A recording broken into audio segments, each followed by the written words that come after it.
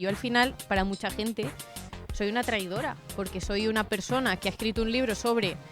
Vivía en el centro de Madrid, en Malasaña, tenía 28 años y no tenía hijos y me di cuenta de que eso no me servía. Nunca me planteo si me gustaría encajar más o menos. Creo que hay algunas cosas que han sido injustas conmigo, pero no me da rabia por mí, me da rabia un poco por ellos. Cristo lo que te dice es, ama al otro, y ama al pecador, y ama al que te hiere. Y hay un perdón a mis padres por algunas cosas que han hecho, que no estuvieron bien, que emana de haber tenido un hijo y de decir, le va a tocar perdonarme.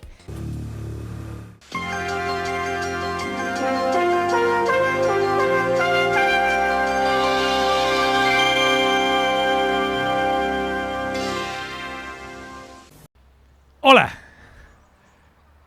Ocas. Qué guays.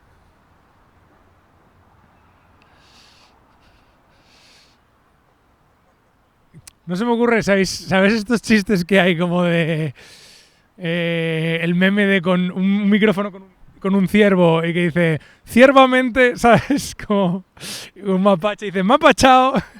No se me ocurre ninguna cosa con las ocas. La entrevista, Ana Iris Simón. Dale una oportunidad. Seas fan, no seas fan. Y dime qué piensas. Creo que es una entrevista... O sea, me recordó mucho cuando entrevistamos a Jordi Costa, que también inició mucho debate y luego hay partes de entrevista que se han hecho clips virales que ha sacado otra gente. Creo que aquí hay mucho de eso. Me apetece mucho que me digas qué opinas. Suscríbete. Está este canal increíble ahora, lo hemos dejado limpísimo. Suscríbete. Bueno, pero es una cosa guapísima. Es una cosa que es terrible, pero a la vez maravillosa, que es que ahora todo está muy bien hecho. Ya, totalmente. ¿Sabes? Totalmente. Y me parece súper mono y pensé, tío, lo hago yo con mis hijos. Y esto ya lo vamos. Pero me parecía, lo primero, no voy a saber hacerlo, y lo segundo, cuando el chaval tenga 16 me va a venir a pedir cuentas y a decir, tío, me enseñaste. ¿Qué quieres hacer? Es el podcast con tus hijos. Claro. Estaría muy bien. ¿Qué años tienen? 2 y 3. Además son cinéfilos, entonces van al cine como todas las semanas, o cada una sí y una no. Estaría muy bien. A mí es la típica cosa que vería. Y yo también. ¿Verdad? Pero también veo a María Pombo y yo no querría ser María Pombo y sacar a mis hijos todo el rato. Pero no. O sea, es yo cuando el veo a los hijos de las enfoque. influencers digo, jolín, me encanta. Y yo sigo a influencers solo por sus hijos. Claro. Pero yo tengo muchos remilgos en sacar a los míos, a veces sí, a veces no. Porque si cuando tengan 18 dicen, oye, sobre todo uno de ellos. Otro sí que va a estar a buenas porque todo le parece bien. Pero uno de ellos... Hay uno que ya ves sí. a esa edad Sí. que no. Que con 16 me diría, devuélveme la infancia. Sí. O sea, yo creo que también depende del enfoque. Como que creo que el hijo de María Pombo va a tener una conversación con María Pombo. O no, porque lo has educado para ello. Es su vida. Es su sustento. O sea, Macaulay Culkin... Bueno, espero que Macaulay Culkin tuviese una conversación con sus padres.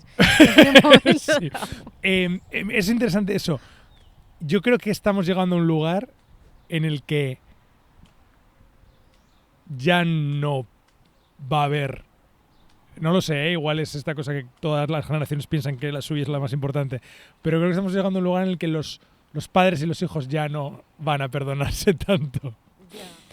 Ya. Jolín, qué duro eso que dices. Pero fíjate, hay dos cosas que han salido últimamente en el arte. ¿Tú conoces a Abel Azcona? Sí, es este hombre que... Su madre lo prostituyeron, su madre lo abandonó. Una performance con las hostias consagradas. Sí. Como lo más célebre suyo es eso, que cogió, robó hostias consagradas. De hecho, además, la manera en la que las robaba era curioso porque él hacía como que iba a comulgar y se las guardaba al bolsillo. Eso. Y hizo pues eso, puso pederastia con todas las hostias. Pero la performance que ha hecho recientemente es con su madre, que lo tuvo en una esclusa de monjas, lo abandonó. Ella era prostituta, yonki, lo tuvo con 18, 17 años. Y él luego lo reclamó el novio de la madre. Es verdad. Lo prostituyeron, fue una segunda familia, una historia de dolor tremenda. Yo me obsesioné durante mucho tiempo con él. Cuando conocí su historia me quedé ahí como diciendo, ¿cómo puede soportar tanto dolor a alguien? Y cómo puede canalizarlo a través del arte. Y el caso que recientemente se ha reunido en el Círculo de Bellas Artes con su madre, biológica, y como una performance oriental, perdón. Y hay Wow. otra peli que es la de C. Tangana. Me gustó mucho la de el la guitarra documental de flamenca. Yeray Cortés, la guitarra flamenca de Yeray Cortés, que no vamos a hacer ningún spoiler, pero habla de esto. Habla de una familia en la que hay que dar un perdón muy grande por una cosa muy gorda. Es cierto. Y Qué estas buenos ejemplos.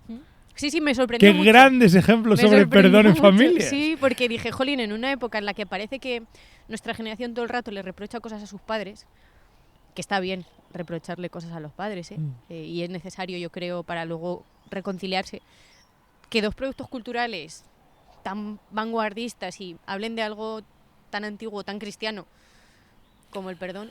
También me no sorprendió. tenía claro el ejemplo de Azcona. De Yeray Cortés hay una cosa que me gusta, que es como que es verdad que hay un perdón, es verdad que hay una reconciliación, pero también hay una reconciliación y un perdón dentro de unos términos, como dentro de unos, como una... Realistas. Sí, Realistas. Sí. Tú estás perdonando al otro reconociendo eso es. lo roto que está y Eso el daño es. que te ha hecho por lo roto que está. Es muy bonito. A mí me impresionó mucho del documental la capacidad de Yeray de mirar con realismo a sus padres, de no esconder la realidad de sus propios padres, de asumirla y de acogerla. Es precioso. Total. Es que, claro, si hablamos más, pues igual, pero yo recomiendo a todo el mundo que la vea. Qué guay. Yo supongo que pronto estará. Hay dos palomas que Pero- están procreando ¿verdad? ahí arriba. Sí. Yo el otro día le tuve que decir a mi hijo que se peleaban, porque yo pensaba que se estaban peleando. Y mi padre dijo, nos están queriendo ¿Pensabas mucho. que se estaban peleando? Sí, tío, yo ¿O pensaba- le estabas No, no, no. ocultando a tu hijo la ¿Qué más parte? me da a mí decirle que están teniendo palomitas? No, yo pensaba que se peleaban, y era así como se peleaban las palomas, pero resulta que no. Bueno, esto no va a entrar, pero sí es verdad que se nos han fastidiado grabaciones por radiales, por atascos, pero nunca por sexo entre palomas. ¿Ana o Ana Iris? Como tú quieras. Me No, llaman ¿qué prefieres? literalmente de todo, cosas más feas que Ya. hay. Muchas gracias. A ti.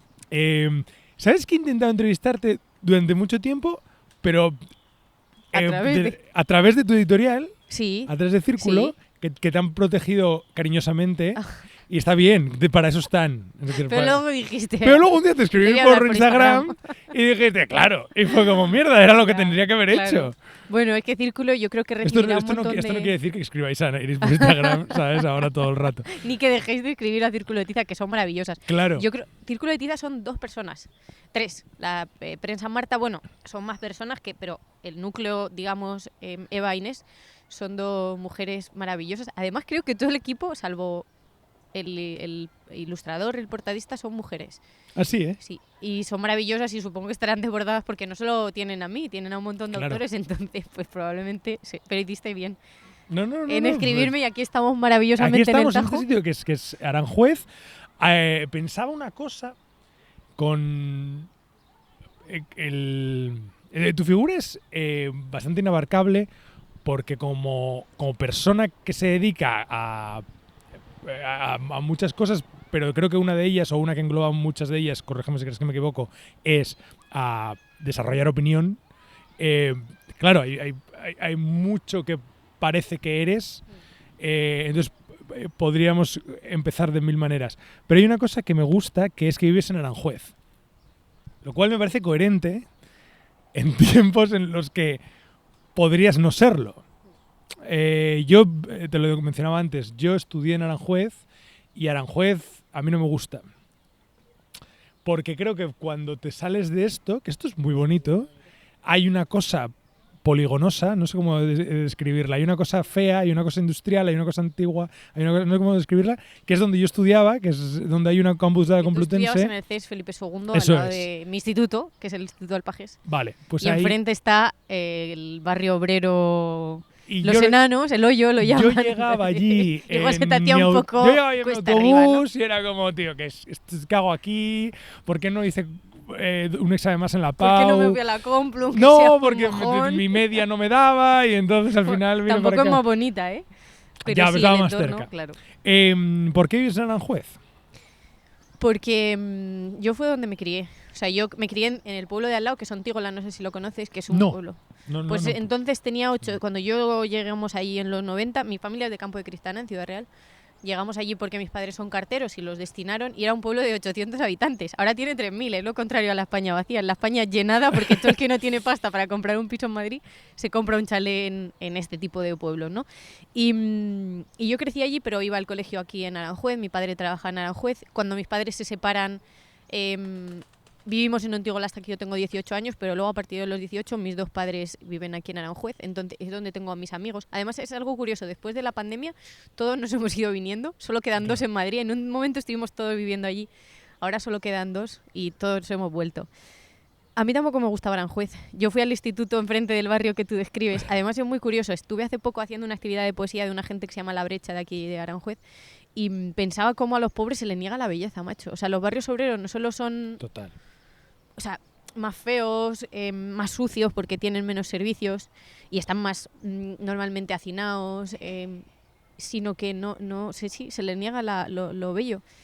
Paseas por el centro de Aranjuez, que es donde vivo yo, que hay pisos maravillosos y todo está lleno de jardineras bien cuidadas, de paseos grandes, donde uno puede pues ir con niños y tal, y vas a este tipo de barrios y entre las muchas cosas que se les niega está la belleza. Sí, hay una belleza que luego puedes alcanzar en sitios más humildes que es natural. Es decir, que luego si tú sigues caminando, ¿no? De pronto vuelve a ser accesible el poder vivir en un sitio que tenga un entorno. Lo que pasa es que luego ahí pierdes infraestructuras. Pero esto es en entornos rurales. O sea, yo, por ejemplo, sí que hay una belleza en la humildad o en gente que tiene casas más humildes en entornos naturales, pero en entornos urbanos normalmente son pisos pequeños, con ventanas pequeñas. Total. Feos. Sí, funcionales. Una cosa como muy... Claro. Hay un documental muy bonito de un filósofo que se llama así, Roger Scruton, que se llama ¿Por qué la belleza es importante? Está en Vimeo gratis. Qué guay. Y habla de la pérdida de la belleza en el siglo XX-XXI. Y una de las cosas a las que apunta es a la arquitectura. Y a por qué no o sea, te cuesta lo mismo normalmente hacer algo bello que hacer algo feo. Entonces, ni siquiera se entiende. O sea, no... Bueno, qué interesante. Imagino que tiene mucho que ver con que no se valora. Es decir, que cuando se inicia un proyecto, pasa mucho en el cine, pasa mucho en las artes, ¿no? Que de pronto tú dices, esta comedia comercial que habéis hecho podría además ser bonita. Solo hace falta que vosotros digáis que queréis. Ganas. Cuesta lo mismo. Hacer Padre no hay más que uno 3 cuesta lo mismo hacerla bonita que hacerla fea. Sí. Pero has decidido hacerla fea, ¿por qué? Por miedo, porque no os interesa, porque no es una cosa que... Porque, Padre no hay más que uno, son las de Santiago Segura. Segura. Pues yo estoy súper adicta a esas películas. ¿En serio? Mi casa somos mega fan, tío. De verdad. Eres de verdad. Muy cinefila. En 3 minutos me has dado mucha... No, yo estudié comunicación audiovisual, pero tengo una cosa, es que me duermo. Estudio comunicación audiovisual y periodismo. Entré por periodismo, ¿vale? Me pareció un fiasco de carrera brutal, me encantó comunicación audiovisual, la disfruté muchísimo, pero sabía que no me iba a dedicar a ello nunca porque... O sea, por ejemplo, realización, o sea, la repetí 2 veces, jamás he aprendido a usar una cámara, o sea, era nula. Solo me gustaba las asignaturas más teóricas, me flipaban. Claro. El caso es que me duermo en las películas. O sea, tengo una cosa que tenemos las mujeres normalmente, que es que no puedo. O sea, para mí son como series. Todos son series y las series son super series. Te pones una peli, ves una hora, te duermes y la otra hora la ves al día siguiente. Una hora con suerte. Sí, pero sí me gusta. O sea, sí me gusta mucho el cine. Ahora la mayoría de pelis que veo son de niños. Pero sí que me gusta. No, a tope con Padre no hay más que uno, quiero decir que no tiene, o sea, no soy su público, pero imagino que dentro de, no, como cine familiar, o sea, que puede bueno, yo que ni siquiera mis hijos tienen edad de ver esa peli, pero es entretenida. Yo durante mucho tiempo fui súper snob. Por ejemplo, El Señor de los Anillos no la veía. Yo estaba pues, como estudiante de comunicación audiovisual súper alternativa aquí, con mis pendientes y tal, media cabeza rapa. Me flipaba, por ejemplo, Berman. Era como, bueno... el dios. Y a mí El Señor de los Anillos, que mis compañeros de comunicación audiovisual, que era con los que me iba, yo no me iba con los de la doble, me solía ir más con los de comunicación audiovisual, que eran más canallitas, pero les gustaba este cine rollo mainstream y tal, y yo me negaba a verlo. Fíjate, durante años no disfruté del Señor de los Anillos, tampoco me había leído los libros, porque los consideraba como una purria para gente, para normis. Y luego me di cuenta que la normie era yo, porque también hay obviamente una imposición en que como adolescente, adolescente no, tenía 20 años, pero bueno, a los 20 ahora se es un poco adolescente. Entonces, como este rechazo a lo normie de Claro. la primera juventud, que te convierte a ti en un normie. O sea, yo vivía en Total. Malasaña, paseando por la calle Fuencarral, pero ¿por qué te piensas diferente si sois todos iguales, calcos unos de otros y calcos a los que hay en Berlín, en Londres y Claro. en un montón de sitios? Entonces, vi El Señor de los Anillos, me encantó. Normal. Y me he quitado, Es maravillosa. increíble. Y me he quitado muchos remilgos en ese sentido. Sí. Mira, me viene bien esto que mencionas, porque antes hablaba de eso, de esa parte de tu profesión que es generar opinión. Y ahora has mencionado cómo en un determinado momento tu opinión era una y ahora es otra. Tú eres muy joven. No tanto, ¿eh? No, 33 años ya. Y yo, Bueno, ahora con lo somos cual, jóvenes hasta somos los muy... 50, eres un autor novel, un joven actor, entonces... Ah, pero eso qué, Cojonudo, pero ¿no? bienvenido. pero ¿por qué no encontrar a tope? A tope. Somos jovencísimos. Entonces, claro, de toda esa opinión que tú generas y de toda esa opinión y todos esos debates que inicias o de los que te rodeas, ¿cómo te relacionas con el paso del tiempo con ellos? Hay veces que miras hacia tu pasado más inmediato y te sientes un poco como mirando ¿Qué he hacia... hecho? ¿Qué he dicho? Claro, como mirando hacia esa chica que no veía El Señor de los Anillos. Sí, claro. Bueno, es que además, bueno, yo he trabajado en medios que están en las antípodas. Yo empecé trabajando en Telva, que es la revista femenina fundada por el Opus Dei. En este momento no sabía pertenece que al Telva Opus Dei. estaba Sí. fundada por el Sí, Opus sí. Dei. Telva se funda, sí. Y de hecho, creo, no tengo muy clara la historia de Telva, tiene delito porque trabaja ahí 4 años, pero que han sido numerarias sus directoras, algunas de sus directoras. Oh, wow. Y fue fundado un poco como para diseminar las ideas de la obra y de una parte pues, muy conservadora. Ya no es así, pero Telva sigue siendo entre las revistas femeninas la más conservadora. Trabajé allí con media cabeza rapada y un pendiente y habiendo participado muy activamente en el 15M. Y entré a currar a Telva porque me dieron ahí unas prácticas y entré con mucho peros y odiando mucho y teniendo muchos prejuicios y salí súper agradecida y habiendo aprendido muchísimo y habiéndome quitado muchos prejuicios. Después de Telva me fui a Vice. Lo sé, sí. Entonces, o sea, no se me va a olvidar nunca el día que yo digo que me voy a trabajar a Vice. Y algunas lo conocían, mi jefa de entonces, que es una súper moderna y tal, lo conocía, pero mi compañera de al lado, Clara, una mujer maravillosa, tendrá ahora 40 y pico, una hija y tal, googleó Vice y entró en la portada de Vice, jamás se me olvidará su cara, no sé qué había. Si entrevistábamos a una prostituta transexual o nos metemos consoladores hechos con bambú, Totalmente. La nueva tal, esta era cosa no que había. recuerdo qué había, pero recuerdo su cara. Y entonces, a mí en Twitter de vez en cuando, porque luego, claro, yo me desencanté de todo ello y escribí un libro que hablaba en parte del desencanto. Porque claro, fue en Vice cuando en algún sentido me hice más conservadora, o sea, de venir, de trabajar en Telva y estar...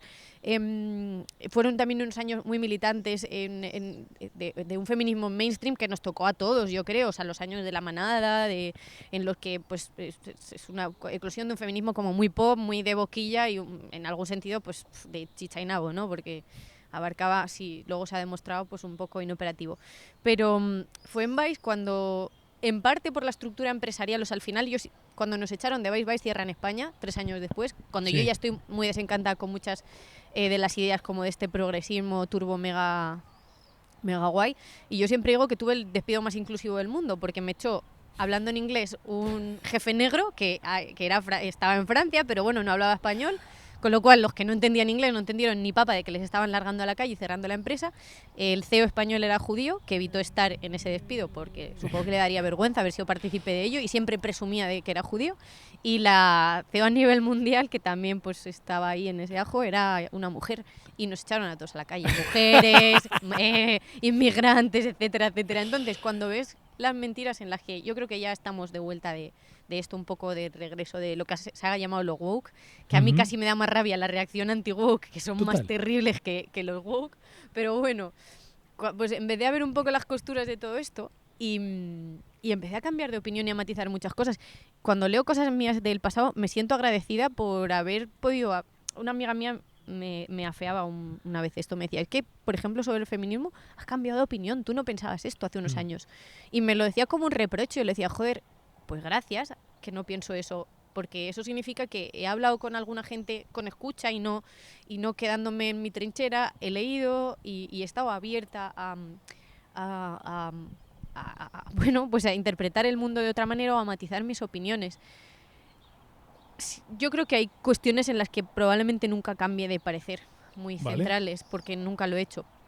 Pero otras en las que sí, y gracias. O sea, si yo pensase lo mismo que con 20 años, seguiría viendo las pelis de Ingmar Bergman en bucle y pensando insoportable. Y sería gilipollas, pensando que los gilipollas son los que ven El Señor de los Anillos. Entonces, yo creo que hay algo muy positivo en estar abierto al mundo y dejarte influir por él y a mí me parece muy bonito. En Twitter de vez en cuando me sacan temas de Vice en plan, mira, ahora eres una transboy, que no lo soy, no sé cocinar nada. O sea, se me da fatal. El air fryer para mí es como, bueno, en mi casa lo van a tirar porque hago todo ahí. El caso que me sacan temas de Vice en plan, mira, ahora eres una carca y mira lo que ibas haciendo. Y el tema es, ¿por qué cuando te metes cocaína te entran ganas de cagar? Y a mí me hace gracia, es como, pero si yo ya lo sé que he escrito eso y me divierte y me parece muy divertido a mí haber hecho eso. Y me ha parecido muy divertido también el proceso, ¿no? de haberme ido dando cuenta, desde la vivencia sobre todo, de que algunas de las cosas que pensaba entonces no me servían. De hecho, creo que has dado en una clave de tu perfil que es, creo que lo que más me atrae de leerte y de ver tu trabajo, que es que creo que te lo pasas bien con lo que ocurre a tu alrededor. Pero es que si no, imagínate. Bueno, hay gente que se toma mucho todo en serio. Claro. Sí, últimamente nos tomamos muy en serio. Y hay todo. una cosa que me ocurre. Yo puedo no estar de acuerdo con algunas cosas que tú desarrollas, pero es que veo a la gente que te critica y me apetece estar a tope contigo. O sea, es como, digo... Bueno, a mí me pasa eso algunas veces que voy a teles que... Bueno, yo, por ejemplo, soy crítica con el gobierno en algunas cosas, pero vas a algunas teles de fachas en las que hablan del sanchismo, no sé qué. ¡Claro! Me dan ganas de afiliarme al PSOE, digo. Tío, es como... Me pasa al revés también, ¿eh? No, yo creo que esto... Igual también porque consumo más a gente que opina de izquierdas, pero creo que esto le pasa mucho a la izquierda. ¿Qué quiero decir? Creo que la izquierda es menos consciente del daño que se hace a sí misma. Creo que hay gente por ahí. Te pongo un ejemplo muy claro. Cuando toca votar y hay gente que llama al voto a un determinado partido, lo hace porque considera que su llamada al voto va a juntar. Claro, pero de ahí esa gente no se da cuenta de que a mucha gente le cae mal. Entonces es como, si tú quieres que yo vote a esto, es que voy a votar a lo otro. Porque si tú quieres que yo vote a esto... Me encantaría saber en quién estás pensando. Luego te digo. Primera cobardía por mi parte de la entrevista, pero luego te digo. Hablemos de tus críticas. Tía, es que a ti te han hecho un libro. ¿Un libro? Muchos autores. ¡Con muchos autores! Mira, ese libro yo es muy lo gracioso. empecé el otro día, porque no me lo pillé, pero empecé el capítulo este que está gratis, ¿sabes? Que hay algunos libros que en internet puedes tener el capítulo gratis. Tal. Y empecé y dije... O sea, pensé dos cosas. Primero, no estoy de acuerdo. Más allá de que en feria esté de acuerdo con todo, que no ocurre, pero como tampoco estoy de acuerdo con todo lo que estás diciendo de esto, pero sobre todo es como... Pero, ¿qué trabajo? ¿Qué cosa? ¿Qué empeño en ir a por una persona? Por una persona de 1,50 m que vive en Aranjuez, que no tiene ningún poder. Tal. Entonces, ¿por qué crees que pasa eso? ¿Por qué crees que feria ha despertado tanto? Porque siempre preferimos a un enemigo que a un traidor. Porque un traidor es aquel que estuvo donde estás tú y se dio cuenta de cosas que tú a lo mejor no has pensado, o te inquieta pensar, o te incomoda pensar. O sea, yo al final, para mucha gente, soy una traidora, porque soy una persona que ha escrito un libro sobre... Vivía en el centro de Madrid, en Malasaña, tenía 28 años y no tenía hijos, y me di cuenta de que eso no me servía. Y de que había determinadas ideas vivenciales que ni siquiera son teóricas. Yo me he dado cuenta, escribiendo en El País, que lo que más apela a la gente siempre, o lo que más escándalo causa... Yo he escrito columnas súper escandalosas criticando la Unión Europea, o criticando a determinadas decisiones, o criticando la ley del sí es sí. y no generan tanto escándalo cuando piensas, uy, esto va a ser gravísimo. Sin embargo, por ejemplo, escribí una columna que literalmente era el discurso de boda de 2 amigos míos, porque cuando uno escribe columnas a veces no tienes ideas. Y dije, ¿qué coño? Era bastante bonito.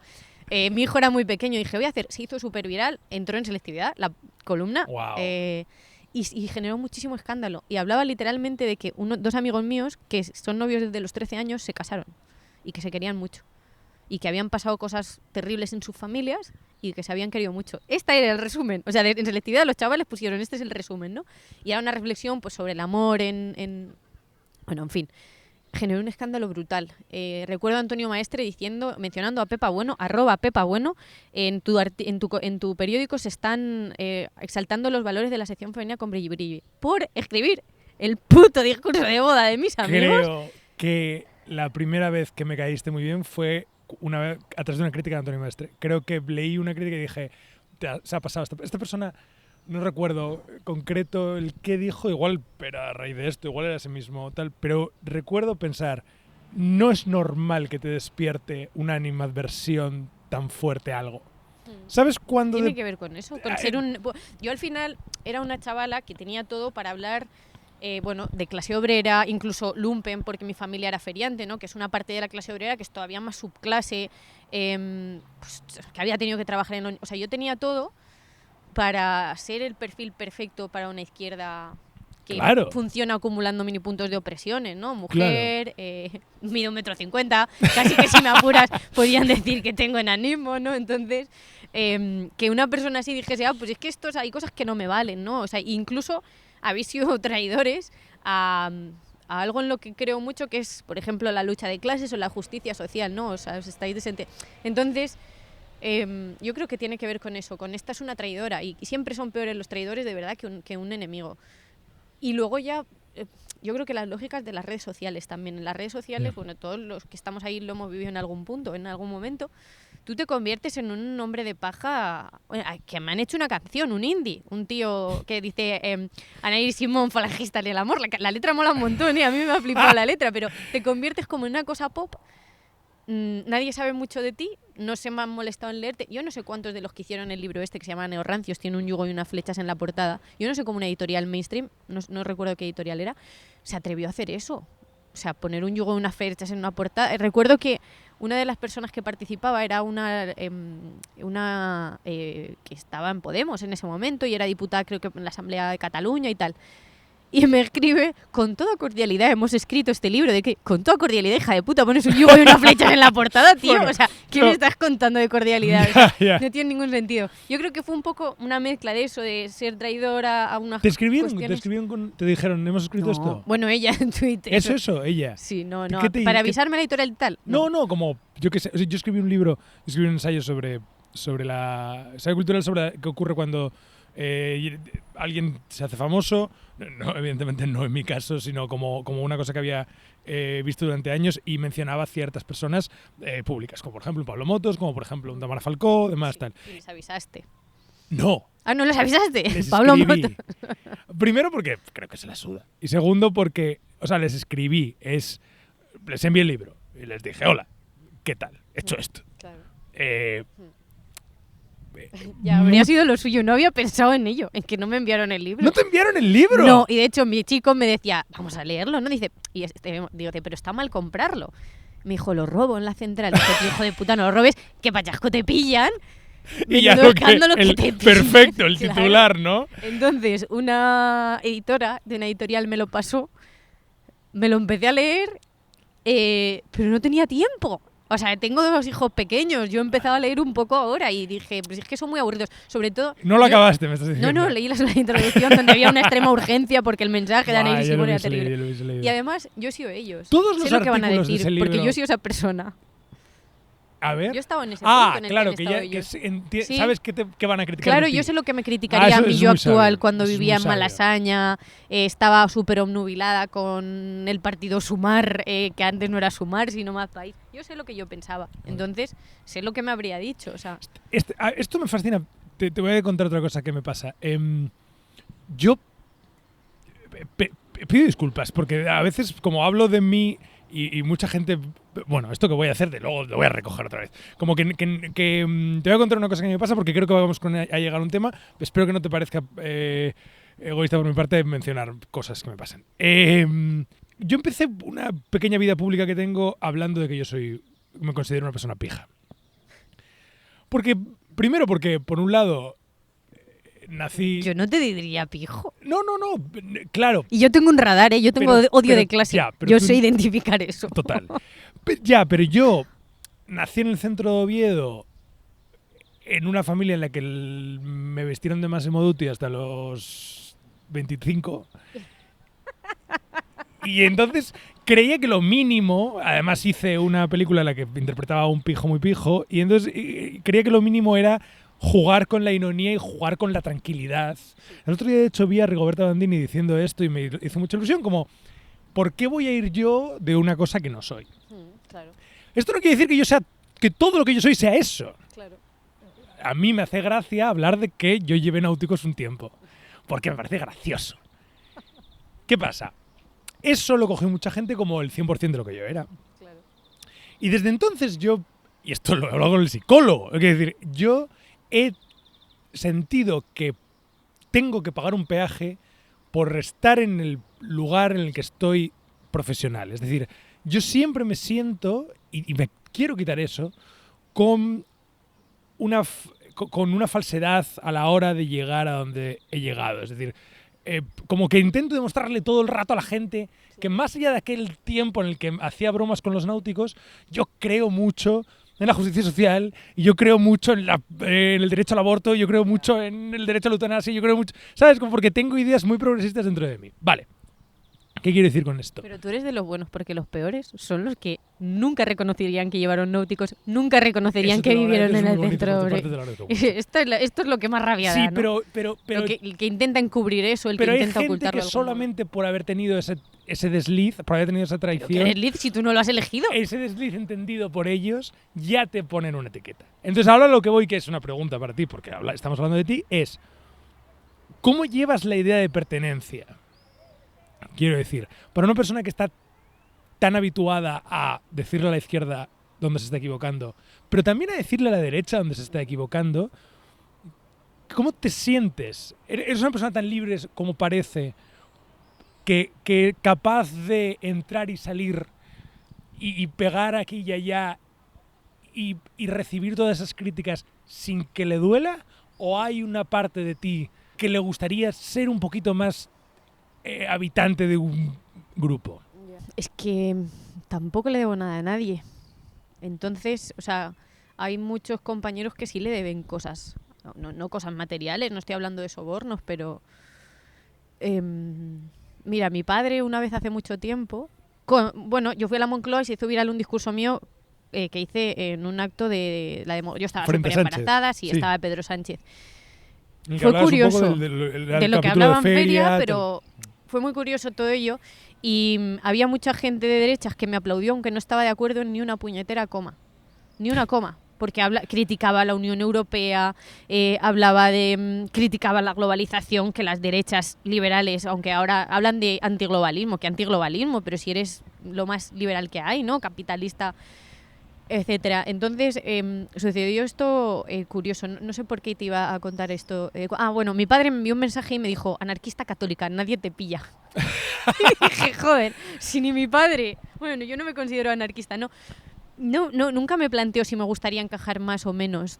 Creo que hay algunas cosas que han sido injustas conmigo, pero no me da rabia por mí, me da rabia un poco por ellos, ¿no? O sea, cuando yo pienso en gente que me ha odiado tanto y que ha ido tanto a por mí de maneras muy feas, no solamente públicas, sino muchas de ellas en privado, pienso por ejemplo en Antonio Maestre, no me da rabia lo que me afecta a mí, sino lo que le afecta a él. O sea, cuando yo pienso en la vida de alguien que tiene que hacer eso o que se ve abocado a hacer eso, me da más pena él que yo. Me da más... O sea, me creo que está más jodido él que yo. Él es un ejemplo, porque en su caso fue en ese momento y luego dejó de meterse conmigo.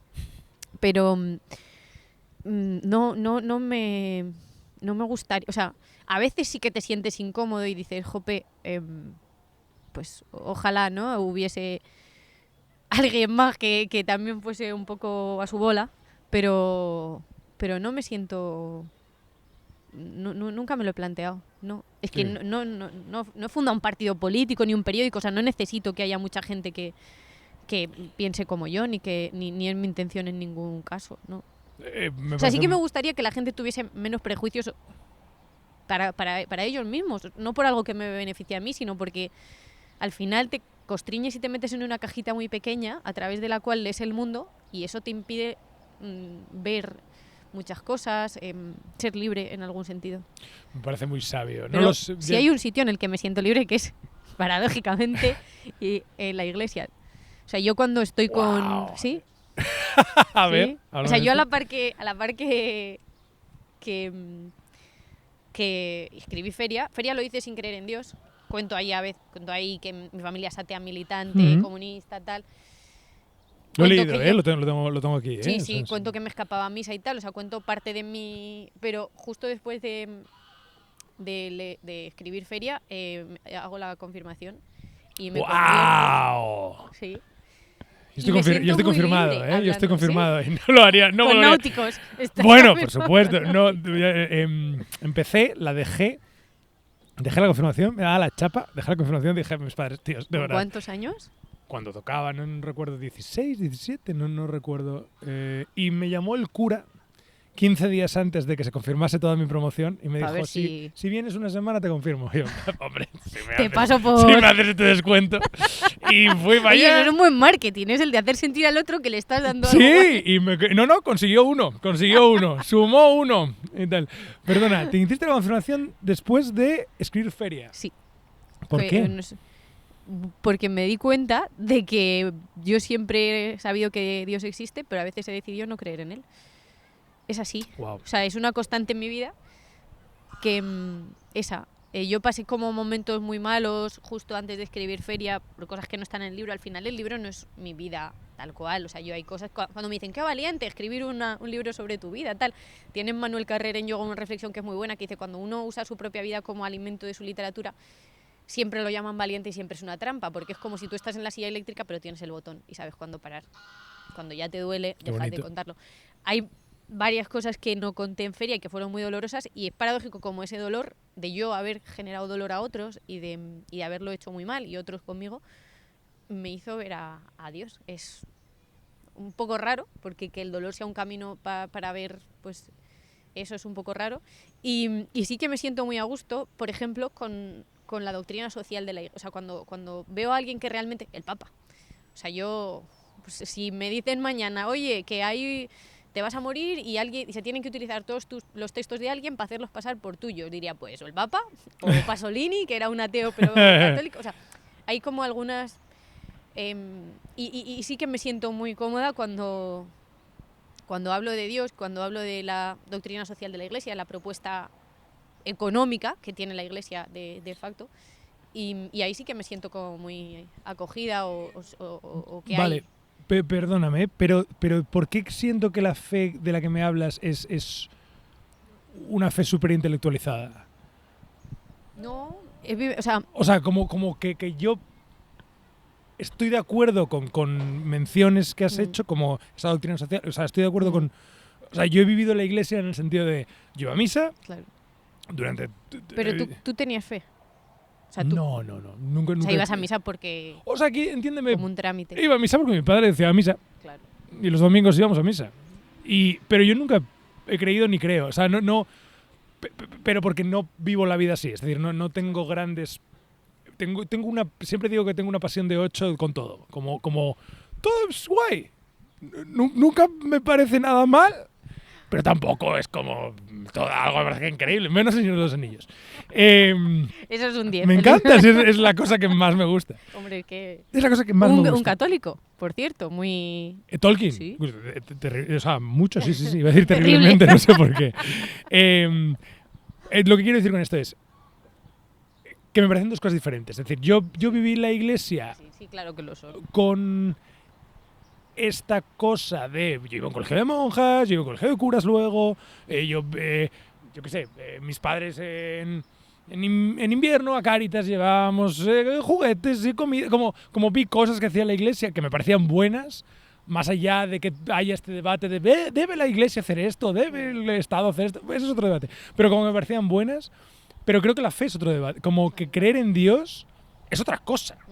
Sí, sí. Una cosa... Hombre, hay mucha gente que, como tú, que va a misa sin creer en Dios. Y ya no voy de manera sistemática, pero puedo seguir yendo. O sea, si en Navidades voy a casa y mi padre va, le acompaño. Claro. No me parece, pero porque me parece que no significa nada más que un rato con mi padre. Claro. ¿Sabes? Claro. Que como que no tengo una reverencia por el, Claro. por el tal, ni nada en contra. Pero a lo que voy es, me interesa más la parte de fe. ¿Retomas esa fe, esa creencia, esa cosa de decir Dios existe? ¿Por qué? A nivel personal, ¿qué hay ahí? No la retomo porque mi vivencia es la contraria a la tuya. O sea, para mí nunca había existido. O sea, me vale, doy cuenta. O sea, mi familia era atea militante y yo no he ido a religión. La única que creía en Dios era mi abuela materna, que murió de cáncer. Y además era muy gracioso porque decía, cuando me muera te me voy a aparecer y tu madre no te va a creer porque soy incrédula. Ojo con ella, una señora extremeña maravillosa. Y yo, a través de ella, pues ella me llevaba a las procesiones, me ponía escapularios, mi padre se enfadaba, una cosa muy graciosa. Y se muere justo cuando yo cumplo 9 años antes de hacer la comunión. Yo decido hacer la comunión, creo que en parte porque si mi abuela creía en Dios, se había muerto el día de mi cumpleaños, además. Esto lo escribes en el libro, ¿no? Es el Lo cuento capítulo en feria. con Esto es la lo que amiga. cuento en feria de mi relación con la religión, ¿no? Como siempre había estado ahí de una manera que yo no entendía. Yo me escapaba a misa con 5 años. Vivía a un lado de una iglesia, mi padre estaba a la siesta y mis padres se enteraron por feria de que yo me escapaba a misa. Me decía mi padre, hombre, tampoco habría pasado nada porque me lo hubieses contado, ¿no? Me tienen que apuntar a religión, por ejemplo, cuando decida hacer la comunión.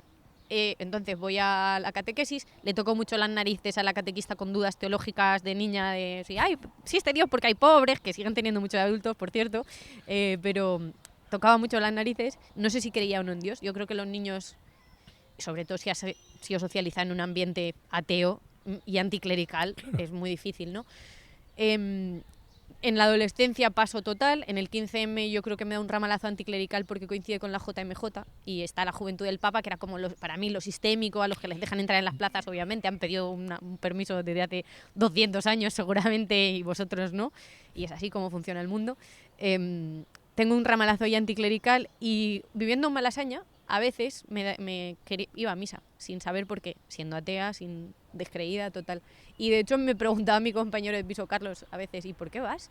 Y yo no sabía responder. Y yo decía, no sé. Me iba o a la que está en la plaza de San Ildefonso, que una vez me quedé encerrada, como en el Ángel Exterminador. Dije, ¿por qué? Esto es rarísimo. Sí, no, estaban las puertas cerradas, tío. Sí, pero bueno, luego se abrieron.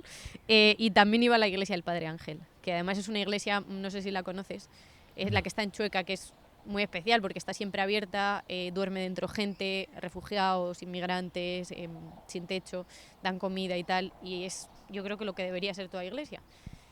Y iba, no me levantaba, no participaba del oficio, no entendía mucho, y yo creo que poco a poco era un camino hacia esto, hacia saber que siempre había habido algo ahí, incluso en una infancia muy temprana, ¿no?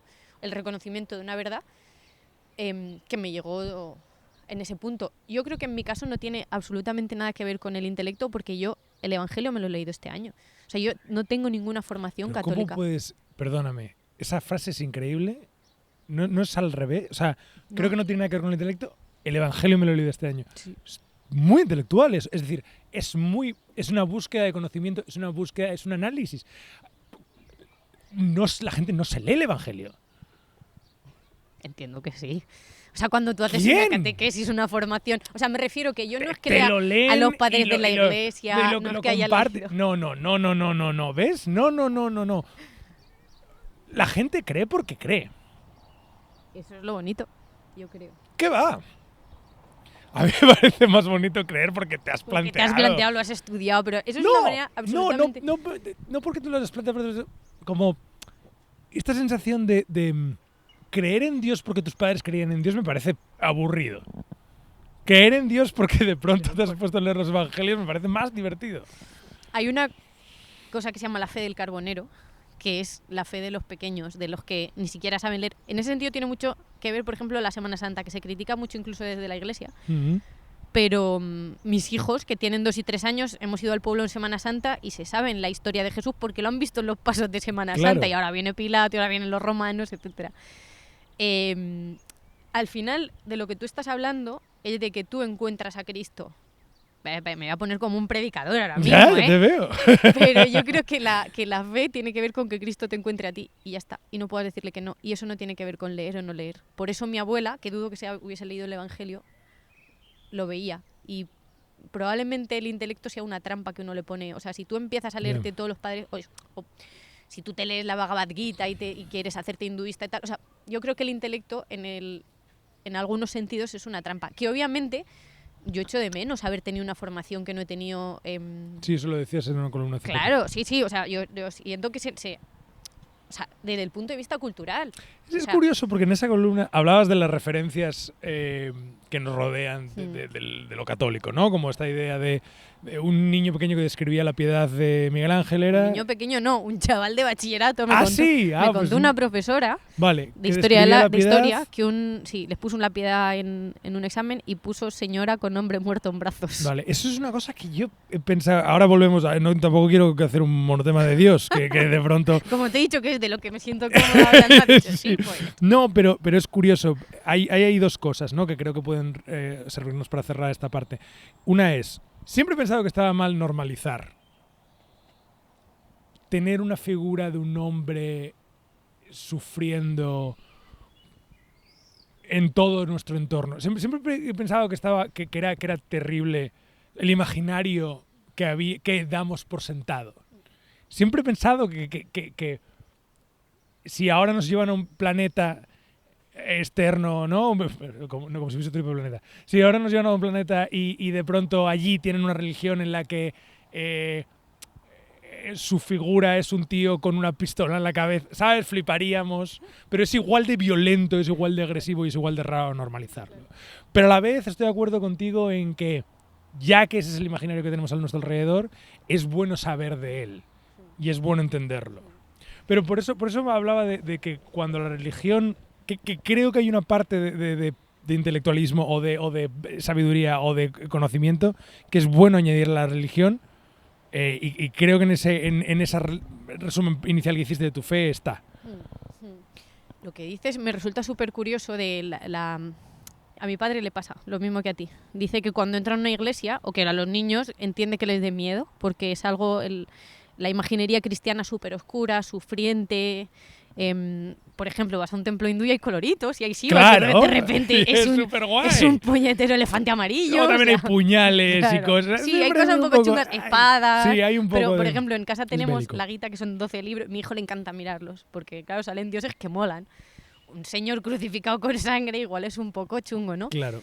Esto tenía Ray Loriga hace tiempo un artículo que decía si Cristo hubiese nacido ahora, los cristianos llevarían una silla eléctrica colgada en un collar. ¿Es oscuro o no es oscuro? Bueno, es que significa el perdón. Y el perdón que hablábamos antes, ¿es oscuro? Yo creo que no. O sea, yo creo que es lo más justo que puede darse, lo más luminoso que puede darse. Y a mí me pasa lo contrario. Yo que no he ido a un colegio de monjas... O sea, esto te digo que es curioso porque os pasa sobre todo... Mi padre pues nació en el 69, tiene 50 y pico años, fue criado en la España de Franco, entonces está muy acostumbrado a esta cosa. Y luego también me habla mucho de la culpa. El cristianismo y la culpa. Y yo he experimentado justo lo contrario, que es el perdón. O sea, la cara que como que te hacen sentir culpable. No, culpable eres, todos somos una mierda de personas. Y decir que no sería... Entonces, a mí no se me hace oscuro, sino al contrario. O sea, yo creo que es luminoso y es precioso que, claro, si se lo cuentas a un extraterrestre, o sea, que resulta que Dios bajó a la Tierra para morirse. O sea, que no bajó para ir en un trono, que nació en un pesebre de mierda, entre paja. Pues eso ya es contraintuitivo. O sea, total. Un Dios que se pone un pañal y se caga, es una cosa rarísima. Sí. Pero que es que luego muere en una cruz y no puede evitar morir y se entrega y es eso. O sea, es absolutamente... O sea, yo creo que el cristianismo y muchos de sus valores son contraintuitivos. Hace poco tenía una discusión con un físico, que es el tío de mi marido, se dedica a la física cuántica, es ateo. Y nos decía, pero decirme algo que sea útil de vuestra religión y que no se sepa explicar por la ciencia. Amar al otro. Amar al otro no se puede explicar por la ciencia y es probablemente lo más útil que haya. Y es eso en lo que hay en la cruz. ¿Qué quieres decir con que no se puede explicar con la ciencia amar al otro? ¿Cómo lo explicas? No hay una fórmula, no hay un... Hombre, pero hay un... No hay un imperativo, no hay nada que te diga. Hay una respuesta biológica. No. ¿Amar a uno de por la calle por ahí que encima te está apuntando con una pistola? No. Lo que creo que la respuesta biológica sería la contraria. Hay una atracción biológica que te al lleva... bien. No, a otro. A otro, pero amar al prójimo y amar como a ti mismo... es semántica. Claro, pero amar al otro O sea, aunque te esté haciendo amar daño. es como nosotros hemos encontrado un sonido para lo que nos pasa. Sí, pero el Cristo lo que te dice es, ama al otro, y ama al pecador, y ama al que te hiere. Ama a aquel que te está crucificando. No, eso. Vale. Amar al que te hace daño Claro. No es amar al otro. Exacto. O sea, al otro haga lo que haga, me refiero. Vale. Incondicionalmente. No, lo que te digo es que amar a mi novia eso es fácil. Claro, no te porque jode, es claro, genial y a mis hijos, y que vemos son las mormones, claro. rubios y con ojos Y eso azules. yo biológicamente, No. vale, pero Lo amar difícil es, ama, al que te hace daño. Claro, ama al que Sí, ha eso matado estoy de a tu acuerdo. novia. Por ejemplo, Dios quiera que nadie mate a tu novia, pero Qué bonito eso, no había pensado nunca. eso es la cruz, eso es exactamente la cruz, y eso no es oscuro. Y eso no se puede explicar por la ciencia, y eso es contraintuitivo, y eso es exclusivo del catolicismo. Y es, yo creo que lo hace verdadero. Eso me gusta mucho. ¿Tienes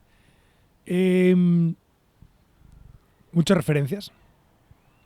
O sea, Católicas ninguna. No. Ya catolicismo, digo, por ir cogiendo otra salida. De rostero. Mencionas referencias y eso me gusta mucho. Tengo 2 preguntas para ti. ¿Cuánto estás investigando y actualizándote y leyendo y atenta en tu día a día? Primera pregunta es esa. Pues tengo la sensación de que muy poco, porque antes era mucho. O sea, yo antes en Ya. Vice era como, llegabas a la redacción y a veces tenías que inventarte un tema. Entonces, y escribía pues 8, 10, 5, las semanas que menos. Y ahora no tengo esa vida porque no tengo esa necesidad de estar constantemente actualizándote. Sí que tuve un momento de leer, por ejemplo, muchas novedades y de lo contrario, leer a clásicos que no me había leído, que es como, tío, no puede ser que esté yo aquí pendiente del último libro de Blackie Books y es que no me he leído La República, ¿sabes? Es que no me había leído El Quijote hasta los 20 y pico años. Entonces sí que tendí mucho a mirar para atrás y sigo tendiendo mucho. Pero yo creo que es inevitable no hacerlo. No lo hago, antes lo hacía por una voluntad de... porque sentía que si no me estaba perdiendo algo, que yo creo que nos pasa, sí, casi inevitable, ¿no? De hecho, me pasa con amigos que ven muchas series, yo como me duermo no puedo ver muchas series, y parece que te has quedado fuera, ¿no? Si no has visto, pues, ahora está Cónclave. Yo no he visto Cónclave, si la veo me voy a dormir, es del final, pues cuando llegue, habrán pasado 5 meses, tendremos ya, a lo mejor se está muriendo el siguiente papa. No mucho. Me dan obsesiones y me investigo mucho sobre algo. Sí, soy muy obsesiva, entonces muchas veces me centro en esa obsesión y dejo de lado mucho. Eso tiene sentido. Vale, y mi otra pregunta es, ¿tienes una presencia intelectual? Es decir, eres una persona que, por un lado, lo que se sabe de ti, porque cuando eres un personaje público hay gente que sabe de ti cosas, a pesar de que tú no sepas nada de ellos, y esa gente sabe de ti que... ¿Cómo decirlo sin reducirlo mucho? Yo diría algo así como eres inteligente, es decir, eres una persona culta, eres una persona que crea discurso. ¿Eso hace que la gente a tu alrededor intente ser de una determinada manera cuando está contigo? No. De hecho, mis amigos, mis amigas de toda la vida, no tus amigos. No, la gente en no. general. Porque te voy a decir una cosa que me ha pasado a mí ahora en esta conversación. Ha habido momentos en los que de pronto, porque a mí me cuesta mucho relajarme, y ha habido momentos en los que de pronto he dicho, voy a decir esto, y de pronto he pensado, esto lo estás diciendo porque, como para intentar. Esto lo estás diciendo como para intentar. Yo también lo hago, todos lo hacemos. Vale, sí, todos lo hacemos. Pero no sé si tú despiertas más esa sensación en otros. Pues no lo sé, eso te lo deberían responder los otros. No lo creo. No, o sea, sé muy poquitas cosas, ¿eh? No digo que sepas más o menos, no, digo que... Claro, a lo mejor por trabajar en un periódico, por tal. Claro, no, de hecho, cosas. por ejemplo, la gente se sorprende mucho. Sí, mi carnicero o la que me hace las uñas. ¿De qué? O de dónde trabajo cuando lo descubren. ¿Ah, sí? Sí, porque sí. De hecho, mi chico también es analista de geopolítica y el otro día una madre en el parque me dice... que lo vi en la tele. Dice, me vas a perdonar, no es por meterme contigo, pero no me lo imaginaba. Claro, no. Vale. No. ¿Qué va? sé. No, es que soy populista y populachera, pues tío, no. La gente no me quiere impresionar. Quiero yo impresionar a la gente. Está bien. Siendo populista y populachera. ¿Haces entrevistas? ¿Yo Sí, hacerlas? sí. No, y de hecho es algo que he hecho mucho menos. Las hacías. Hacía muchas entrevistas en Vice y disfrutaba mucho de ellas, menos de transcribirlas, porque las mías no eran... Bueno, pagaba a mi hermano a veces porque me lo transcribiera. Lo peor de hacer una entrevista. Sí, es un rollo. Cuando te hacen entrevistas, ¿analizas cómo te están haciendo una entrevista? Porque ya las has hecho. A mí me encantan... No, ¿qué va? A mí no. Si es que soy un poco como pollo sin cabeza. Solo estoy loco yo aquí, ¿no? Me- Solo estoy loco yo, ¿no? Solo yo. No, a mí es que me la suda un poco todo. Me tomo muy poco en serio. Claro, ese es el puto secreto. Pero no es algo que lo haga yo porque... No, sí. es porque eres así. Claro. Claro, nadie, a O nadie sea, no me he entrenado, ¿sabes? Claro. No, hombre, no puedes entrenar que te la suden las cosas. Claro. A mí no me la sudan nada. Sí, y mucha gente es como, ay, con las que te lían en Twitter, tal, no sé qué. Y es como, mira, en mitad yo soy muy chulita, que me lo decía mi padre toda la vida, en plan, y eso hace que un poco te la sude. Eso te puede hacer dos cosas, ser muy importantioso y estar muy preocupado por los demás, o que tú te creas tan guay que digas, pues si a mí me da igual esto que dices. Y luego, tío, tengo 2 hijos de 2 y 3 años, yo ahora a las 3 me voy con ellos y me paso toda la tarde en un parque y no tengo tiempo de pensar en... Es que no tengo tiempo, literal. Yo creo que si todo este rollo de todas las críticas estas hubiesen coincidido con otro momento de mi vida, me habría preocupado mucho más que ahora. Tiene sentido. Antes se me olvidó preguntarte, ¿tienes alguna crítica favorita? Que me digan que voto al PSOE. La derecha, mucha derecha, y luego vas y fichas por el PSOE y luego yo he votado al PSOE una vez en mi vida con 18 años en unas europeas. Está bien, hombre, si el PSOE es de derechas. Y no, el PP rojo. No, pero quiero decir, es que el PSOE es... Lo llaman así en Twitter. Y al PP lo llaman el PSOE azul. Ah, el PP rojo lo llaman. El PSOE azul. Me hace mucha gracia cuando conjetura la gente con a quién voto. Sí, y cuando me dicen que soy una tradwife también, que me acuerdo en Navidad del 24 de diciembre, que ponía a estas horas Anairis ya estará con el pavo en el horno, no sé qué, porque me dicen que soy una tradwife de estas. Y decía mi chico, tío, ojalá, sabes que eres un puto desastre, no sabes cocinar más que pollo a la plancha, ojalá fueses esa persona que dicen que eres. Sí, esas dos. Bueno, hubo una vez que una señora me dijo que Pasolini me vaciaría un cargador en la pierna. A mí me encanta Pasolini, he hablado mucho de él, me apasiona, tengo una especie de cosa mística, de admiración mística hacia él, y di una charla en la casa encendida y me puso una poeta catalana. Pasolini te vaciaría un cargador en la pierna, como John Beef le dijo a Andrea Levy, cuando le dijo a Andrea Levy que le gustaba, y es como, no sé lo que haría Pasolini. Estaría bien echarnos una caña a los tres y a ver a quién le vaciaba un cargador en la pierna, pero esa fue fuerte también. ¿Te has llegado a llevar bien con gente que pensaba que... O sea, con gente que te odiaba? No con gente me ha dado el caso. O sea, tengo la sensación de que serías capaz de tomarte una caña con... Sí, yo sí. Yo sí. Probablemente ellos no. Ellos no, ¿eh? Yo sí. De hecho, hay una cosa muy curiosa. Hay un periodista de La Vanguardia, bueno, creo que le echaron de La Vanguardia, Pedro Ballín, que está en las teles y tal, y es súper misógino el tío, porque muchos progresistas son súper misóginos. Me llama Ana de las Tejas Verdes, en plan una niñita de pueblo, súper condescendiente el cabrón. Y me ve en la tele y no me saluda, y es como... La siguiente vez que me lo encuentre le voy a decir, hola, soy Ana de las Tejas Verdes, ¿qué tal? O sea, yo sí sería capaz de irme de cañas con ellos y de hablar con ellos. No sé si sería así al revés. Es que se lo mencionas a Pedro Ballín, no sé si cortaré esto, pero... También es asturiano. Sí, yo conocí mucho a Pedro Ballín, bueno, mucho, no, miento. Coincidí varias veces con Pedro Ballín. A Pedro Ballín yo tenía unos premios de cine que ya no hago, pero era una cosa muy divertida, que invitaba a varios periodistas para que fuesen jurado. Ah, porque él es súper cinéfilo y súper... Sí, y él hizo crítica de cine, yo creo que un tiempo. Y una vez, esto te lo contaré con más calma, pero puso en Twitter una serie de cosas relativas a un familiar mío que era como... Y mencionándome a mí de soslayo, y era como, esta persona... Primero, no tiene ni idea de lo que yo estoy viviendo. Segundo, me conoce. Tiene mi número. Él y yo hemos cenado. Y podría mandarme un WhatsApp antes de poner este tweet y preguntarme, ¿estás bien? ¿Esto es verdad? ¿Sabes? Como hacer esta cosa de periodista también, un poco de ¿Qué tal? ¿Sabes qué pasa? Mira, otra cosa muy útil del cristianismo es que en su pecado llevan su penitencia. Yo no querría ser ellos. No me cambiaría por ellos. O sea, en lo que hacen mal llevan Ya. la penitencia, que es, seguramente, me atrevería a decir, una vida de mierda. Ya, pero y volvemos a lo de que hablábamos antes, estoy de acuerdo, pero a la vez tengo esta cosa, que eso me viene de familia, de intentar, me gustaría poder hablar con todo el mundo, me gustaría poder Ya, hablar que con todo el fuese mundo. bueno y decirle, tío, te has No, y equivocado. no que fuese bueno, sino explicarle quién soy, como, Ya. que no, que soy increíble, de verdad, que soy increíble, ¿cómo no ves que soy increíble? Pero bueno. Ya. Me gustaría preguntarte por tener hijos. ¿Por qué es tan increíble? No sabría explicártelo. Vale.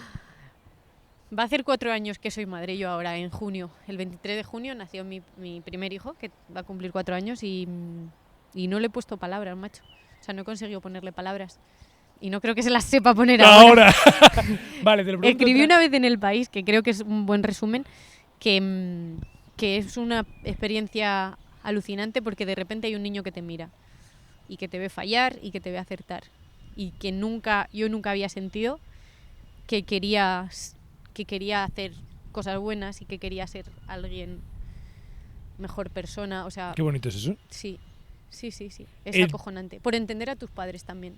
O sea, yo empecé a entender a mis padres, de verdad. Joder, la clásica. Cuando tuve a mi hijo. clásica. Es que es así, Cuando es seas así. Padre, comer los huevos. Es así. O sea, y hay un perdón a mis padres por algunas cosas que han hecho, que no estuvieron bien, que emana de haber tenido un hijo y de decir, le va a tocar perdonarme.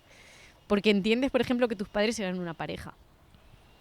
Que nunca pensamos, que son una pareja. No, son una institución, son mi padre y mi madre. Pero tu padre y tu madre son una pareja que tiene movidas. Y hay muchas cosas que no son explicables. Es que de hecho, ahí te voy a citar, en un artículo tuyo decías, nunca les he dicho a mis padres que algunas de mis heridas son fruto de que aunque quisieron hacerlo bien, a veces lo hicieron mal. Pero yo haré lo mismo con mis hijos y mis hijos con sus hijos, porque la historia del mundo es la de los seres heridos. Es que No hay otro... entiendo querer perpetuar esto. Las heridas, es que aunque no quieras, es así. No, pero puedes no tener hijos y no perpetuar. ¡Ostras! Claro. O sea, saberte tan herido que no tener hijos. Decir, yo como Claro. soy una mierda y No quiero transmitir perdona, mis una mierda, traumas. no, es una persona increíble. Pero como que digo, bueno, pero yo no veo a mi alrededor formas de ser padre, formas de ser hijo que me convenzan. Yo no veo a nadie muy contento con sus padres ni a nadie muy contento con sus hijos. En el sentido más completo de la palabra. Es decir, hay un 10% de amor siempre y hay un 10% de ilusión siempre. Pero hay mucha gente muy jodida con sus padres y muy jodida con sus hijos. Mira, ¿por qué perpetuar eso? te voy a poner la historia más extrema de las que yo he conocido, Vale. que hemos arrancado la entrevista con ella, que es la de Abel Azcona. Sí. Creo que la manera de ser padres que han tenido con Abel Azcona, tanto sus familias de adopción como su madre, es totalmente lo más doloroso que puede haber. Abandono, abuso. Aún así, es mejor existir que no existir. Abel Azcona siempre dice en entrevistas, ojalá mi madre me hubiera abortado, o el mayor acto de amor de mi madre habría sido abortarme. Yo no puedo cuestionar su vivencia, pero creo que su vivencia ha ayudado a mucha gente. Porque ha hablado de abusos, porque ha denunciado, porque nos ha hecho ver que hay familias sí, pero aberrantes. El caso de Abel Azcona Bueno, es el más, por cogerte el caso más aberrante que existe. O sea, la existencia de él. Es que no es el más aberrante, porque Abel Azcona se ha reconvertido en una figura de la que es posible Claro, él ha hecho aprender. de su dolor Hay casos arte, sí, como el de Abel Azcona que están en la una calle. cuneta. Pero siempre es mejor, o sea, aquí es el valor de la vida, ¿no? ¿Tú crees Es mejor que no siempre existir? es mejor existir? Sí, por supuesto. Claro que lo creo. Sí. Siempre. Si no, me suicidaría. O sea, o si no... Pues, bueno, yo creo que hay ciertas partes de la existencia romantizadas. Es decir, siempre digo que lo mejor es el sol en la cara y el viento y el agua y, ¿sabes? Esta cosa como el pegarte un baño. ¿Sabes? Esta cosa como muy, muy auténtica. de sensorial. Sí, claro. sensorial. Eso es lo mejor y a eso puedes acceder. Porque somos animalicos. Es verdad. Pensamos algo distinto, pero... Pero ya eso puedes acceder con el 98% de las experiencias puedes acceder. Y eso es maravilloso. Pero lo otro... Yo no sé si siempre. O sea, eso es al final, claro, es paradójico porque en el momento en el que consideramos que estamos viviendo la mejor época del mundo, que es el mantra progresista, bueno, el mantra del sistema, ¿no? De que todos tenemos, de la Revolución Francesa para acá, es estamos fundando el mundo, nunca había sido algo mejor. Y sin embargo, consideramos más que nunca el mundo como un valle de lágrimas en el que venimos a sufrir. Y es muy paradójico, ¿no? Que alguien en la Edad Media que está en estos TikTok de mi quinto hijo se ha muerto, solo tengo 3 patatas porque la cosecha no ha sido... o el meme del perro grande y el perro pequeño, ¿no? Sí, o sea, al sí. final la gente del pasado parecía el perro grande, en plan, penurias, penurias, penurias, pero la vida es bonita y nosotros es como, ay, Dios mío, me da ansiedad el móvil, terrible todo. Yo creo que la vida siempre es un bien y un don. Hay casos, no solo relativos a la familia, sino, por ejemplo, relativos a la enfermedad, en los que se podría poner todos los peros del mundo, ¿no? Pero si no, tendríamos unos índices de suicidio muchísimo mayores de los que tenemos, muchísimo mayores, y ya son grandes, ¿no? O sea, y claro que todos somos seres con traumas. Es que si no, nadie tendría hijos. O sea, si pensásemos, quiero encontrar el estilo de crianza perfecto, pues por supuesto que no tendríamos hijos, pero es que no tendríamos pareja. Ayer me contaban la historia de un filósofo, no sé si era Kierkegaard, no sé quién era, que le parecía el amor una idea tan alta y un ideal tan sagrado que dejó a su novia. Porque decía, yo no puedo aspirar a realizar este ideal a la perfección. Y me parece tan sagrado y tan alto que prefiero consagrar mi amor a Dios con ella, pero no amarla en lo terrenal porque sé que lo voy a hacer mal, a hacerlo mal. Pero es que entonces no haríamos nada, o sea... Ah, claro, no. Bueno, ya. Sí, o sea, entiendo lo que dices. Dices, no te puedes plantear no tener hijos porque vaya a salir mal, Claro. porque entonces te plantearías tener parar. pareja, no te plantearías trabajar porque tendrías miedo a hacerlo mal, no te plantearías vivir. Lo que quiero, hay una cosa que, o sea, por ejemplo, con la idea de los hijos en tu obra viene mucho de la mano la idea de legado. Pero de nuevo me encuentro con esta defensa del arraigo en algo finito y no lo entiendo. En algo finito. Es decir, ¿sabes esta metáfora del reloj del mundo, ¿no? Que hay como 12 horas y los seres humanos somos el último segundo de un minuto comparado con todo lo que lleva el universo existiendo? ¿Qué sentido tiene defender o querer recordar tu pasado o a los tuyos o querer crear un linaje si eres algo tan pequeño? O sea, ¿no deberíamos estar todos follando en las esquinas y quemándolo todo y viviendo 25 años y muriendo de sobredosis? O sea, ¿sabes lo que quiero decir? ¿No deberíamos todos vivir rápido y morir jóvenes? Si no somos nada, si somos un punto en el universo. Es que yo no pienso que no seamos nada. Yo tengo una visión trascendente de la realidad. O sea, ¿Por tu fe? Claro. ¡Ah! Pero ya lo tenía antes de mi fe, ¿eh? O sea, ¿Sí? yo ya, sí. Imagínate que fueras atea. Elimina por la fe. Es que yo ya lo tenía con feria. Yo con Vale. feria era atea. Nunca, Es o sea, cierto. siempre he tenido una concepción trascendente en algún sentido de la realidad. O sea, yo no creo que la Capilla Sixtina sea una nadería. Igual que no creo que mi hijo descubra que existen las libélulas o los lucecús, los llaman en Galicia, ¿cómo se llama, tío? El animal que le luce el culo. ¿Libélulas? No, el que le luce el culo. Luciérnagas. Las luciérnagas. El momento en el que mi hijo descubre que existen las luciérnagas en Galicia este verano y que son un animal absolutamente maravilloso, la pura existencia de la luciérnaga es algo. Y es algo que tiene entidad, que tiene valor por sí mismo. Es una cursilería. Pero es así, tío. O sea, y tú cuando estás ahí y lo estás viviendo, o cuando te está dando el sol en la cara y te está dando gustito y estás diciendo, estoy vivo, eso tiene entidad por sí mismo, creas en Dios o no creas en Dios. No digo que no tenga entidad, digo que... O sea, al final estás partiendo de una soberbia de decir, como no somos nada, pero ¿qué quieres ser? Dios. O sea, nadie es nada excepto Él que ha creado todo esto. O sea, como no soy claro que eres tú y eres el último de los últimos en la aldea más pobre, o el niño que ha muerto con 3 días en Palestina ha sido y ha merecido la pena que sea, aunque haya vivido 3 días puteado y le hayan matado en un genocidio, ¿sabes? O sea, la existencia por sí misma es un don siempre. sea lo que sea. Mira, he tenido una experiencia hace poco que creo que se puede entender desde la trascendencia, por supuesto, pero se puede entender también desde la vivencia. Una amiga mía ha tenido una niña que tiene una enfermedad genética. Ujú.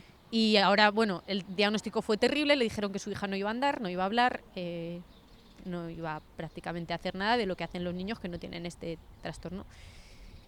Y una de las preguntas que me encontraba alrededor en familiares y tal cuando lo contaba era pues si merecía ser vivida esa vida. Por supuesto que sí, porque la experiencia que yo he visto con mi amiga y con esa niña es que va a recibir amor y va a dar amor. Y eso es. Y eso no es hacer grandes cosas. No va a hacer la Capilla Sixtina esa niña, ni yo, ni la madre de esa niña. Pero va a amar y va a ser amada. Y es para eso que venimos al mundo. Y es eso lo trascendente. Lo demás, ¿qué más da? Que seamos un microsegundo de un... ¿Qué más da? O sea, es que da igual. O sea, es... Y a mí me hace mucha gracia también cuando se habla de... Ricky Gervais tiene un monólogo que es maravilloso en el que habla de que los humanos vivimos de las rentas. En plan decimos, hemos llegado a la luna. Es como, no, tío, han llegado a la luna 3. Tú eres un puto indeseable que no sabe hacerla con un canuto, ¿no? O el ser humano ha inventado o ha descubierto la teoría de la relatividad. Y se presume que eso es vivir y que eso es hacer algo importante.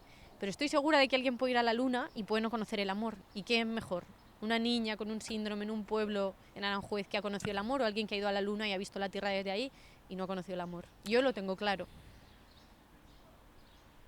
Pero como igualamos el progreso y la vida a cachivaches, grandes cosas, cosas soberbia en el fondo. Sí, es verdad que cuando te he mencionado lo que somos y lo pequeño y demás, parecía que en realidad lo que estaba haciendo era una defensa a lo trascendente, en el sentido de que si no hay algo trascendente en tu vida no merece la pena. Por supuesto que no. O sea, por supuesto que querer y ser querido es suficiente para dar sentido a una vida. Y ni siquiera necesitan sentido las vidas. Es decir, la existencia es... Ya está, es suficientemente compleja, da gracias, disfruta lo que puedas. Tal. Es más esa cosa como de... No lo sé. Qué complejo. No, pero al final es todo el rato hablar de sentido. Incluso hay un libro que a mí me lo mandó un profe de la uni. Perdón, pero en un segundo, te voy a interrumpir. No te gires. ¿Eh? No te gires. Hay 6 chavales. Aquí viendo. Del colegio, porque hay un colegio, cole aquí al lado. Y está el mítico de los chavales que están como... ¿La vamos a liar? Ahora, ¿sabes? Vamos a joderles a Andrés a estos tíos. ¿Qué es? Y me gusta pues conozco mucho... a su profe probablemente, porque es amigo mío. Ah, amigo mío es uno de los y profes. esta cosa también que pasa con la adultez, que de pronto te miras en ojos Ya, de chavales y dices, qué ridículos somos aquí con esta cosa de Totalmente. unas cámaras así, y es unos así. micrófonos. Es así. O sea, a Y través en de los realidad- ojos de los niños ves... O sea, muchas veces se tiende a los niños, cosas de niños, pero cuando dicen no, cosas de adultos, tío. El otro día vi a mis hijos jugar con unas niñas en el parque y hacerse sus mejores amigos. O sea, Claro. de repente, en media hora, esas Claro. niñas fueron muy importantes para ellos y yo me reía en plan con condescendencia de, ay, pobres niños. Y pensaba, no, tío, es que es esto. Claro. O sea, lo que está bien es lo que hacen ellos y lo natural es lo que hacen ellos y luego nos vamos desnaturalizando hasta que nos volvemos viejos y vuelve a ser igual. Y vuelve a ser lo mismo. Pero es verdad que a través de los ojos de un niño te das cuenta del ridículo que eres tú. No tal vez. Me aterra. Yo creo que... ¿Ves? A ti... Joder, se te nota que... Se te nota que es una tía guay porque ¿sabes? Saludo a los niños. Sí, a mí es que me retrotrae al patio del recreo, al fútbol y tal, y es como... ¿No te gusta? ¿Lo pasaste mal en el cole? Tengo tendencia a no decir que lo he pasado mal nunca, porque mi vida en general ha sido fácil, y luego me quejo en una vida porque... fácil puede haber sufrimiento, o sea... Gracias. Sí estoy de acuerdo. No, que sencillamente nunca supe quién era hasta que no salí de esos ambientes. Como que nunca fui el típico niño que disfrutaba y Ya, de la encajaba infancia. de esas dinámicas de la infancia. Ya. Digo después. Ya. No te quiero robar más, Ana. Fíjate, últimamente pienso mucho en... O sea, pienso mucho porque he sido madre, ¿no? Y también, bueno, de otras experiencias que tengo cercanas, ¿no? De personas con bullying y cómo no son cosas de niños. Esto lo dice Irene Vallejo muy bien. Dice, no son cosas de niños porque te repercuten cuando eres un adulto. Ujú. Y pienso mucho en la importancia que tienen los primeros años de la infancia y como en el futuro, ¿no? En los adultos que somos. Y no lo vemos, ¿eh? Y no lo hemos visto hasta hace muy poco. La importancia... Yo creo que soy muy crítica siempre con todo con que pensemos que todo siempre va mejor y con que es un progreso, pero creo indudablemente que la manera de mirar a la infancia que tenemos ahora es infinitamente superior a la que se ha tenido Sí, en infinitamente. mucho tiempo. Estoy de acuerdo. Y eso, y con lo que pasa en el colegio o con lo que pasa en casa. En casa, totalmente. Con cómo se trata a los niños, con la manera... Creo que incluso nuestra generación se está pasando de frenada con ello y también eso va a dar lugar a monstruos, porque todas las generaciones al final intentan solucionar la papeleta, o sea, intentan solucionar... Pienso, por ejemplo, los boomers, nuestros padres, fueron niños en el nacionalcatolicismo, tuvieron muy pocas cosas materiales. O sea, al final el que más tenía poco comparado con los niños ahora, ¿no? Y entonces yo creo que nos dieron un montón de cosas materiales. España iba bien, además, cuando eso decía Aznar, cuando nosotros éramos niños. Nos dieron todos los juguetes que quisieron. Y luego los cabrones nos dicen generación de cristal, que es como, tío, esto no nace por osmosis, esto lo has hecho tú. Y a su vez nosotros creo que estamos intentando solucionar algunas de las cosas malas con las que nosotros crecimos. Pienso en dos concretas que son tonterías, que son el azúcar, por ejemplo. Ahora hay auténticos radicales activistas antiazúcar que están creando, estoy segura, problemas en los niños. Yo a mis hijos intento no darles azúcar, pues si comen un helado se lo han comido, ¿no? Pero nosotros fuimos los que fuimos al cole con fosquitos y bollicaos, y ahora somos los que vamos con puñeteras zanahorias cortadas al parque. Yo soy esa persona. Pues está bien. Está bien. Tampoco hay, o sea, está bien, pero es muy puritano. Yo creo que vamos a generar monstruos en el sentido en el que... Sí, perdón, sí. No, que al final, lo decía hace poco una pediatra que me saltaba en TikTok de hay niños, tío, en los cumpleaños con ansiedad al lado de una mesa en plan todo esto es veneno, ¿sabes? O sea, que esto es lo curioso, ¿no? Que cada generación intenta solucionar unos problemas y acaba generando otros, paradójicamente. Pero yo no creo que esos problemas que vayamos a generar sean peores que los problemas que teníamos. Serán distintos, claro, son distintos siempre, o sea... son cosas diferentes, o sea, los problemas con los que crecieron los boomers, pues eso, una educación súper cerrada, autoritaria, etcétera. Ellos nos dieron lo contrario y nos generaron también problemas, ni mejores ni peores, son diferentes. Por ejemplo, poca tolerancia a la frustración derivada de habernos dado todo, haber sido muy permisivos. Es así. Pero yo es que no estoy de acuerdo. Entiéndeme. Estoy de acuerdo que lo que hablábamos antes, ¿no? Hay un poema que me encanta que solo recuerdo en inglés, solo recuerdo el primer verso, que es "They fuck you up, your mom and dad". Te joden tu padre y tu madre. Ya sé cuál como This Be The Verse, sí, creo que se llama. sí. No me voy a acordar del autor. Es británico, creo. Sí. Bueno, es decir, estoy de acuerdo con esta cosa de que esto se transmite y esto pasa y demás. Pero es que creo que por muchos problemas que tú le puedas pasar a tu hijo por las zanahorias, nunca les vas a pasar la mitad de traumas que si le dices de hostias. Hombre, obviamente. Hombre, ya, no me pero vas es que antes se daba de hostias. Sí, no. Mira, sistemáticamente. Yo fui a un centro de día a hablar con ancianos y una de las ancianas me dijo, a mí mi padre nunca me cogió en brazos porque era como de poco hombre. Claro. Obviamente, claro. Entonces, por mucho y que, por que mucho... sí, que en 2038, en 2040 haya chavales sí. y que les asuste el pero azúcar. Van a tener problemas distintos muy graves. Por ejemplo, no pasar tiempo con tus hijos. O sea, niños que van a crecer literalmente sin padre y sin madre. Eso no es... Pero el tiempo que pasaban era horrible, los padres de antes. No, pero eso es generalizar mucho, eso es como decir... O sea, sería horrible en algunos casos. No creo que estuviese generalizado el maltrato infantil. O sea, no lo creo. Yo no creo que... No, pero sí creo que estaba generalizado la distancia emocional, por ejemplo. En algunas familias, seguramente. Pero igual. Y con el padre, probablemente. Yo creo que los hombres... lo veo, por ejemplo, en los abuelos. Hay un montón de abuelos ahora ejerciendo de los padres que no han podido ser. Claro. Estoy segura. Porque han tenido, Total. no han tenido tiempo. Y muchos hijos mirando a su padre diciendo, siendo ¿qué coño, y ahora de pronto. Sí, pero ahora hay cosas terribles. O sea, puedes tener una distancia emocional, pero eso implica que físicamente estás cerca. Pero hay un montón de niños que no pueden estar cerca de sus padres. Porque están por su trabajo, por sus rutinas, por su día a día. Sí, ahora es habitual. Los dos padres trabajan, niños... Hay un pediatra que se llama Carlos González que decía que decimos que esta generación es la más mimada de la historia y que va a ser lo contrario, que va a ser súper abandonada, porque antes estabas en casa y estaba tu madre aunque fuese trabajando en casa, o estaba tu tía y te cuidaba al lado. Ahora los tenemos en una institución que seguramente los cuide maravillosamente. Yo he tenido buenísimas experiencias en las escuelas infantiles de mis hijos, pero tenemos a los niños... Hay un cuento que hemos cogido de la biblioteca hace poco que va de un niño al que le apuntan a muchas extraescolares. Y creo que es el día a día de muchos niños.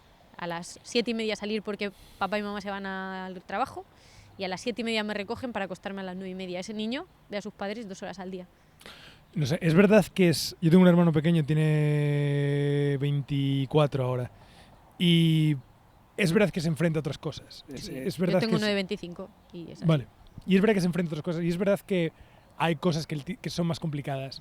Hay... Y más adelante, más todavía. Yo voy a institutos habitualmente. Sí, y no solo por la relación con los padres, sino también con la relación con la realidad. Con sus iguales, con sí. las mujeres, entre mujeres y hombres. Sí, es cierto. Con las redes sociales. Es así. Ana, vamos a cerrar porque el grupo de 8 chavales Están aquí. Que tienes detrás... La invasión de los ultracuerpos. Me está haciendo como... Me está poniendo bastante nervioso. Quiero decir 2 cosas. Muchas gracias. ¿Qué te están haciendo? Dímelo. No estoy haciendo nada, pero estoy como... Estos tíos me van a joder. Igual están haciendo gestos obscenos. Hemos empezado con las palomas. ¿Sabes? Como intentando hablar de los hijos. Muerto todos. Es como los perros, no los entiendo tampoco. Yo tampoco. ¿No? No. Nice. Ahora me están empezando a gustar. Desde que tengo hijos. Es que solo les veo y digo, pero si te está liando, te la está liando. Ya. Quiero decir 2 cosas. Gracias. Muchas gracias a ti. No. Gracias a ti por dejarte arrastrar por esto. Muchas veces la gente que emitís opinión estáis como constantemente... a ver cómo lo digo. Estáis constantemente enfrentándose a que todos os pidamos más y más explicaciones de esa opinión. Y es como esta persona solamente es una persona que está ahí, claro, y hace su trabajo. Sí. Y has tenido la generosidad de que yo venga a tu ciudad a preguntarte por cosas que has dicho. Como, explícame mejor esto. Y has tenido esa generosidad y te lo agradezco mucho. Muchas gracias a ti. Y luego, esto era importante para mí porque yo en este podcast, en este canal, he entrevistado a mucha gente de izquierdas, como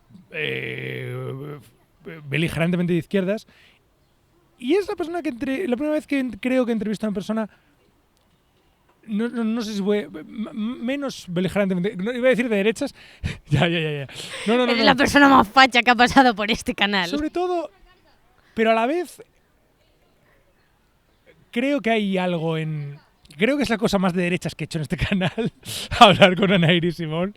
Pero a la vez, y he pensado durante estos días, como estar con Ana Iris Simón en el podcast va a hacer que mucha gente retome una idea de lo que creen que soy yo por estar con ella. Y todo esto en mi cabeza, la cosa que lo ha frenado es lo libre que tú eres. Muchas gracias.